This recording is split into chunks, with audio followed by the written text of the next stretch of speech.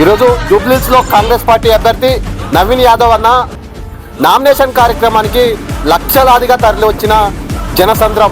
ఈ జనసంద్రం చూస్తుంటే నవీన్ అన్న అడ్డ జూబ్లీహిల్స్ గడ్డ అని, జూబ్లీహిల్స్లో నవీన్ అన్న గెలుపును ఎవరు ఆపలేరు. ఆల్రెడీ జనం నిర్ణయించారు జూబ్లీహిల్స్లో నవీన్ అన్న కాంగ్రెస్ పార్టీ అభ్యర్థి ఘన విజయంతో గెలవబోతున్నాడని. కేటీఆర్ రామారావు ఒక పక్క ఓట్ చోరీ దొంగ ఓట్లని ఒక దొంగ ప్రయత్నాలు చేసి జనాలను ఒక తప్పుదోవ పట్టించే ప్రయత్నం చేస్తున్నాడు. కేటీఆర్ మరియు హరీష్ రావు బావబామర్దులు ఇద్దరు కలిసి ఓటర్ల దగ్గరికి పోయి పొర్లు దండాలు పెట్టినా, సానుభూతి రాజకీయాలు చేసినా, ఎన్ని కుట్రలు చేసినా జూబ్లీహిల్స్ గడ్డ మీద కాంగ్రెస్ జెండా ఎగరబోతుంది.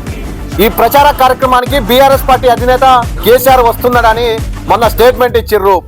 కేసీఆర్ వచ్చి మీ పరువు పోగొట్టుకున్నాడే తప్ప జూబ్లీహిల్స్లో బీఆర్ఎస్ పార్టీ పొర్లు దండాలు పెట్టినా, మీరు ఎన్ని కుట్రలు చేసినా, ఎన్ని నాటకాలు చేసినా, ఎన్ని సానుభూతి రాజకీయాలు చేసినా ఒరిగేదేం లేదు.